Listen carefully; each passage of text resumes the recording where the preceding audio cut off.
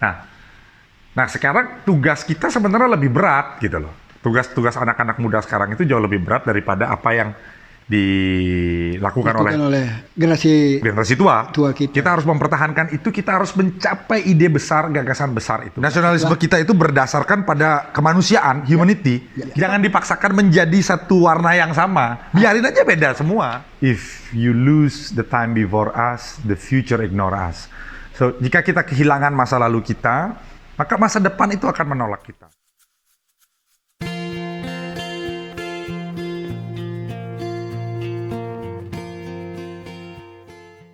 Begini ya, tadi kan disinggung beberapa pikiran Bung Karno yang besar itu memang masih relevan, tapi tidak semua kan.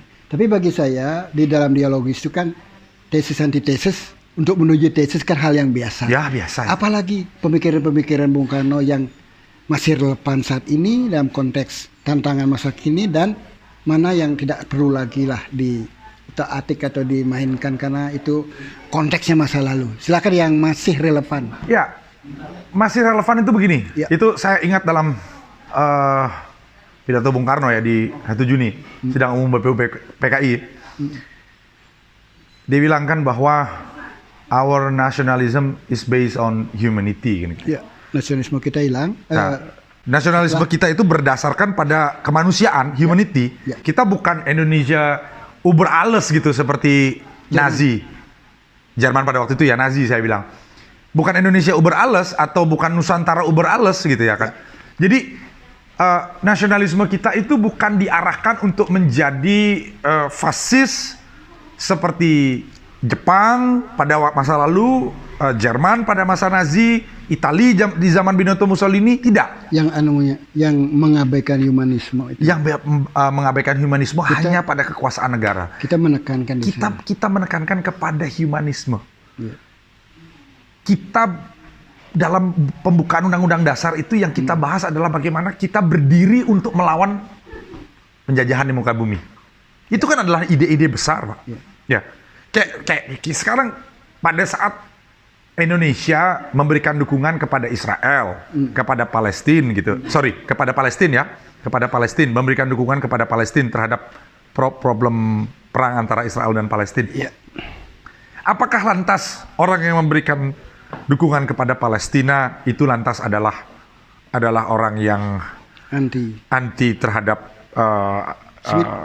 anti-Semit atau dianggap sebagai orang yang radikal, ekstremis dan lain sebagainya? Itu kan adalah pemikiran-pemikiran dungu, Pak. Soekarno sendiri mengatakan bahwa selama penjajahan masih ada di bumi Palestina, di Palestina dia akan katakan dalam kaitannya Palestina, khusus Palestina. Ya Indonesia harus berdiri untuk membela Palestina. Jadi itu semacam wasiat ya. Itu wasiat dari Bung Karno yang tidak bisa diabaikan. Ya sebagai Soekarnois, orang-orang yang Soekarnois yang mengagumi Bung Karno, pemikirannya jangan membawa Bung Karno itu pada narasi yang klinik, narasi yang mistik, tapi narasi yang ideologis, yang intelektual dan revolusioner itu. Dan pemahamannya terhadap membantu perjuangan Palestina kan tidak selalu perang kan maksudnya? Tidak selalu perang. Menjadi penengah perdamaian pun itu hal yang... Ada penengah perang, ada memberikan bantuan. Jadi, tidak harus perang yang dalam artian kita kirim pasukan Kopassus, Kostrad ke sana. Bukan hanya itu. Saya bilang bukan hanya itu. Kita tidak tahu dalam 10-20 tahun lagi apa yang terjadi, Pak. Tapi bukan hanya itu. Kita bisa melakukan aktif dalam diplomasi, kita membantu bantuan sosial kepada orang Palestina, kita memberikan bantuan segala macam. Itu seperti itu. Jadi wasiat Bung Karno itu sungguhnya menjadi wasiat bangsa ini yang wasiat bangsa ini. Cuman penjelasan kepada publik kita yang multikultural kan, kita memacu kembali kepada satu nusa satu bangsa kan. Tidak hanya kepentingan kebetulan Palestina distigmatisasikan sebagai negara Muslim, padahal saya tahu 20% mungkin non Muslim mereka ada kan? Ya konflik itu kan bukan konflik agama, tapi itu konflik masalah kedaulatan negara dan berbau historik ya itu ya. Dan historik dan lain sebagainya gitu. Ya jelas ada kesamaan agama gitu ya kan, Islam dan lain sebagainya bagi orang Islam itu hal yang biasa, Pak. Sentimen agama. Itu sentimen agama, itu hal yang biasa dalam hal-hal seperti itu. Tapi bagi saya kan selalu ada wacana kenapa bela Palestina selalu digemar-gemorkan, terus membela kasus di Papua kok enggak, kan gitu selalu saya dengar itu. Sekarang kan begini, Pak. Urusan masalah Papua itu persoalan yang juga harus kita bela. Bukan berarti kita bela Palestina, tidak bela Papua, atau bela Papua terus tidak bela Palestina. Tidak. Jangan membawa diskursus publik itu seperti kita tuh seperti dihadapkan pada dua pilihan. Masalahnya beda itu. Masalahnya beda, tapi sama-sama harus diperhatikan. Ini seperti apa, bagaimana dan seperti apa gitu loh. Berarti ini masalah komunikasi politik. Komunikasi publik juga di kalangan pemerintah yang kurang dari juru bicaranya, kan begitu? Ya, sehingga bahwa muncul persepsi kok bela Palestina semangat sekali nih. Ya kan gitu kan, mengumpulkan dana katanya toh ketika terjadi di negara sendiri kan gitu. Jadi mungkin masalah komunikasi ya, Pak. Ya sebenarnya itu kan bagaimana negara harus menjelaskan itu kan seperti itu. Negara juga sudah banyak yang dilakukan terhadap Papua gitu ya kan. Tapi memang di satu sisi ya banyak juga hal-hal yang memang ketidakadilan terjadi di Papua gitu loh. Berarti yang dialami oleh orang Papua, dan itu memang harus menjadi perhatian masyarakat juga gitu. Jadi dalam artian situasinya tidak apple to apple, Pak. Ya.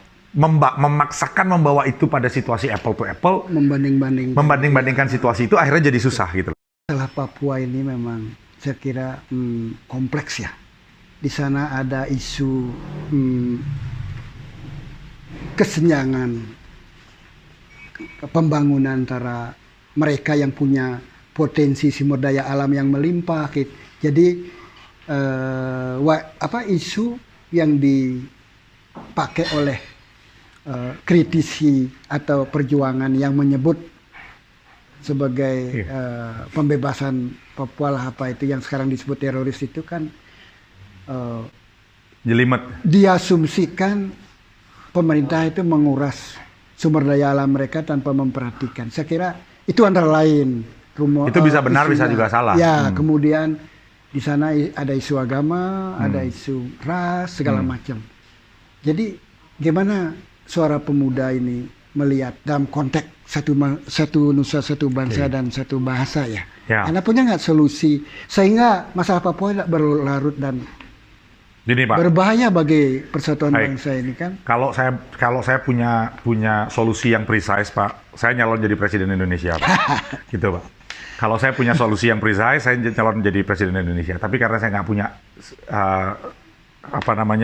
belum punya ini, saya akan coba untuk petakan masalah ini sedikit. Perdebatan masalah Papua ini kan tidak muncul kemarin sore, Pak, gitu loh. Tidak hanya muncul pada saat zaman Soeharto gitu ya, atau zaman reformasi gitu. Enggak. Bahwa persoalan masalah Papua ini sudah muncul sejak awal Republik ini berdiri. Ya. Jadi memang ada perdebatan tajam antara kelompoknya Bung Hatta dengan Muhammad Yamin. Seperti itu. Jadi Bung Hatta sendiri kan mengatakan bahwa biarkan rakyat Papua itu untuk menentukan nasibnya sendiri, bagaimana apa yang dia inginkan, apakah dia mau masuk Indonesia atau enggak gitu ya kan. Karena kalau tidak dia akan terus ke arah Bung Hatta tidak mau Indonesia itu akhirnya menjadi bangsa penjajah yang akhirnya mengopres terus sampai ke Pasifik sana nanti, kan begitu. Dianggap seperti itu. Ya. Tapi dalam pandangannya Muhammad Yamin dan Bung Karno bahwa Papua itu adalah bagian dari Indonesia dan harus berada dalam pelukan Ibu Pertiwi, kan begitu. Nah, tapi permasalahannya, apapun itu dari kacamata Bung Karno maupun Bung Hatta, yang mereka pikirkan adalah sama-sama tentang kesejahteraan Papua. Walaupun dengan dua sudut pandang yang berbeda. Yang satu adalah bebaskan dia, apakah dia ingin membebaskan orang Papua, apakah dia ingin berada dalam pangkuan Indonesia atau tidak. Kalau Bung Karno, ayo kita sama-sama kita bangun republik ini, kan gitu ya kan. Itu perdebatan mereka ya. Perdebatan itu. Tidak ada maksud dari Bung Karno yang menginginkan Papua berada dalam bergabung itu untuk mengkeruk kekayaan orang Papua dan membiarkan orang Papua miskin. Jadi kan gitu. Kalau ada tuduhan atau sorotan seperti itu, Bagi saya tidak tepat lah. Bisa ya, bisa tidak. Saya rasa tidak tepat. Saya yakin Bung Karno bukan orang yang demikian. Dia maksudnya ingin mengambil Papua lantas dia untuk keruk kekayaannya, tidak seperti itu. Maksud saya oknum pemerintahan sesudah Bung Karno yang akhirnya muncul tuduhan mengeruk sampai sekarang ada tuduhan tanda petik pemerintah Indonesia ini mengeruk SDA-nya Papua, sementara Papua masih miskin. Menurut Anda gimana mau menjawabnya sebagai anak muda melihatnya lebih objektif? Kalau saya sih, ya sekarang pemerintah itu kan harus fair. Pembagiannya berapa? Kan gitu kan. Pembagiannya berapa? Dan tahu apa yang dibutuhkan sama orang Papua. Orang Papua tuh maunya apa sih? Kan jangan juga orang dipaksa untuk men-shifting kehidupannya gitu loh. Belum tentu kebutuhan di Jawa, di Bali sama dengan mereka. Itu maksud saya, Pak. Jadi diperlukan riset lapangan. Ya risetnya sudah ada lah. Risetnya sudah ada lah. Tapi tidak digunakan. Tidak digunakan. Itu kok risetnya sudah ada. Gunakan aja riset yang ada. Jangan lagi bikin anggaran untuk dana riset terlalu banyak.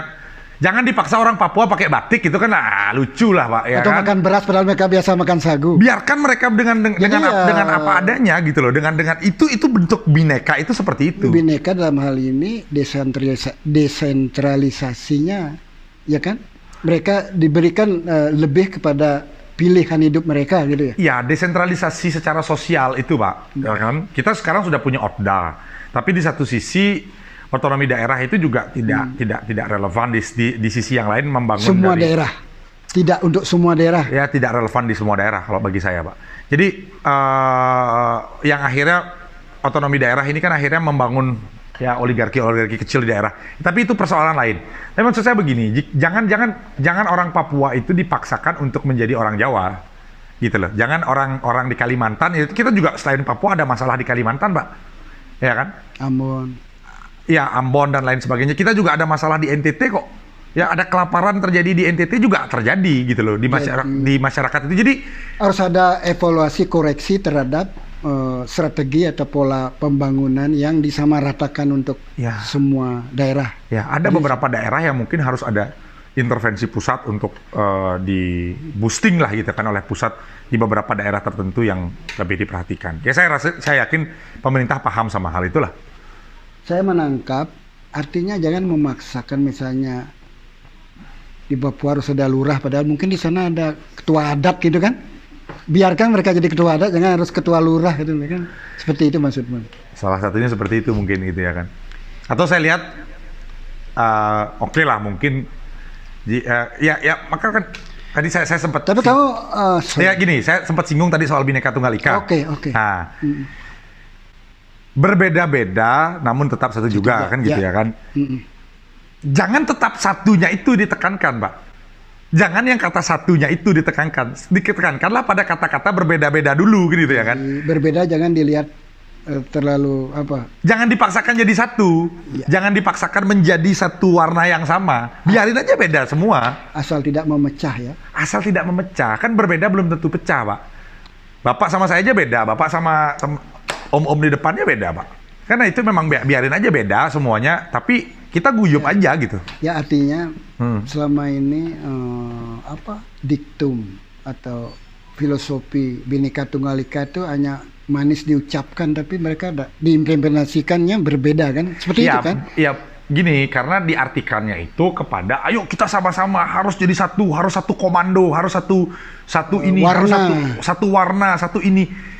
Bukan itu maksudnya. Bukan itu. Pemahamu terhadap Bhinneka Tunggal bukan itu ya. Bukan itu, Pak. Biarkan berbeda-beda. Ya, sama seperti tadi kita awal bicara Pancasila kan gitu ya kan, bicara ideologi, bicara Pancasila, bicara Bhinneka Tunggal Ika. Dia ini kan adalah payung besar, Pak. Dia payung besar. Pancasila ini payung besar. Pancasila ada nggak manifestonya, Pak? Dia bukan seperti Das Kapital, dia bukan seperti apa namanya Mein Kampf, bukunya Adolf Hitler. Nggak seperti itu. Tapi dia hidup memang. Dan Pancasila itu ideologi yang hidup. Dia menampung, terbuka dia untuk menampung selama tidak bertentangan dengan sila-sila di dalamnya. Kembali kepada konteks dari Sumpah Pemuda kita tentang masalah yang makin rumit di Papua ya. Apakah kamu melihat ada penolakan terhadap upaya penyeragaman pemerintah pusat itu apakah itu soal apa lebih kepada keadilan sosial, kepada kesenjangan? Ya balik lagi Pak, seperti yang saya bilang di sebelumnya bahwa ya nggak usah orang itu dipaksakan untuk menjadi sesuatu hal gitu loh. Biarkan masyarakat itu menentukan seperti apa masyarakatnya itu seperti apa sih yang mereka inginkan. Jadi gitu loh ya kan. Ada hal-hal yang ada intervensi pusat itu tetap penting untuk beberapa hal tertentu kan gitu ya kan. Tapi ada nilai-nilai sosial masyarakat itu yang jangan dirubah. Nah khususnya apalagi masalah kayak hak atas tanah dan lain sebagainya itu kan adalah hal-hal yang sangat prinsipil. Ya kamu kan lawyer ya, pakar hukum yang juga melihat masalah hukum tata negara segala macam. Begini, gimana pun kita kan juga ketika teks proklamasi dibentuk kan juga acuannya apakah kita seperti Prancis atau Amerika kan gitu. Ya. Nah di Amerika itu pemerintahan federal kan, masalah keuangan, politik luar negeri dan hankam kan tetap artinya pusat. Apa yang belum bisa diterapkan untuk misalnya ya kasus Papua yang lagi terjadi ini? Kira-kira saya tidak jelas juga mereka ini tuntutannya apa. Kalau tuntutannya merdeka kan memang tidak sesuai dengan konstitusi kita kan. Ya kan? Karena mereka nuntut merdeka itulah ada tindakan keras dari penjaga keamanan Republik ini kan itu sungguhnya. Apakah kamu melihat hanya itu dipolitisasi atau bagaimana? Kok semakin ruwet aja tuh masalah? Itu kan konflik berlapis Pak. Ya, ada orang yang ingin merdeka, ada.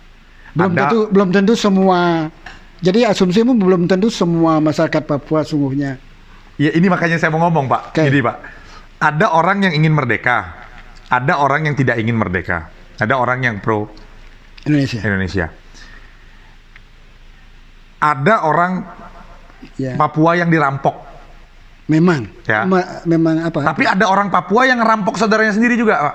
Nah, ini gimana nih caranya kita ngelihat? Ada orang yang kena peluru itu, memang orang-orang kriminal bersenjata. Ada juga masyarakat yang nggak bersalah juga kena tembak karena tanahnya mau diambil. Ya bisa siapapun loh, bisa oknum atau apa. Itu yang harus jelas. Itu harus jelas dulu. Nah, masalah ini kan jangan dilihat masalahnya ada yang mancing di selesai air gitu loh. Juga ada yang mancing di air keruh untuk kepentingan tertentu. Jangan dibawa persoalan ini ke sekedar merdeka tidak merdeka aja. Jadi harus diurai itu masalah itu kan. Diurai. Mana sungguhnya yang berbau separatis, mana yang pemberontakan, mana yang sungguhnya penuntutan keadilan. Keadilan. Kan? Jadi itu kayaknya belum terurai ya. Ya. Seolah itu semua pemberontak dia gitu ya. Kan juga nggak bisa seperti itu melihat persoalannya. Saya bukan ahli Papua Pak ya, tapi saya coba berusaha untuk melihat dari hal-hal yang saya baca, dari berita-berita dan dari beberapa teman-teman juga yang aktif dalam urusan masalah Papua ini. Sebagai saya anggap penyuara generasi milenial, aktivis generasi milenial dari Bali untuk Indonesia, apa poin-poin pesan kritis atau koreksi kamu terhadap kontribusi angkatan muda ini terhadap pembangunan bangsa ini? Silakan.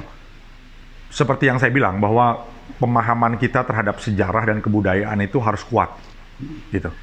Pemahaman sejarah dan kebudayaan itu benar-benar harus kita pahami gitu sebagai generasi muda, karena itu menjadi dasar kita untuk kita melangkah ke depan gitu. Saya mengutip satu lagu band, ada satu band jazz dari Inggris, Level 42. Dia punya lagu judulnya Lesson in Love, pelajaran cinta, Pak. Lesson in Love. Tapi ada satu lirik yang menarik di sana. Ada satu frasa yang bilang bahwa if you lose the time before us, the future ignore us. So jika kita kehilangan masa lalu kita, maka masa depan itu akan menolak kita.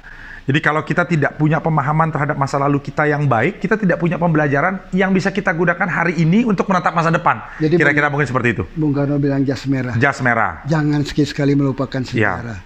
Sejarah adalah menjadi pembelajaran untuk baik sifat buruk kita tindak-tindakan buruk kita baik, itu maksudnya. Ya. Yang kedua adalah setelah kita paham terhadap sejarah itu, lalu kita never get enough. Don't ever get enough. Jangan pernah merasa cukup.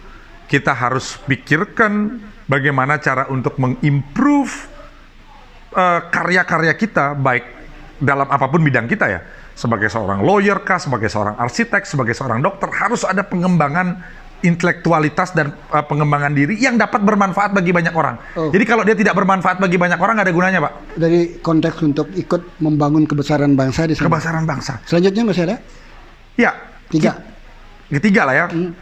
Mungkin itu yang saya mau katakan, bahwa apapun yang kita lakukan, gitu, apapun yang kita lakukan dalam apapun bidangnya, gitu, itu harus berguna bagi banyak masyarakat. Seperti itu. Jadi kalau dia nggak berguna, hanya bikin ATM gendut aja gitu, ya itu nggak ada gunanya gitu. Itu nggak membangun apa-apa gitu. Terima kasih Yoga. Suara milenial dari Bali untuk kebesaran Indonesia Raya. Pemirsa, kita jumpa lagi pada kesempatan berikut.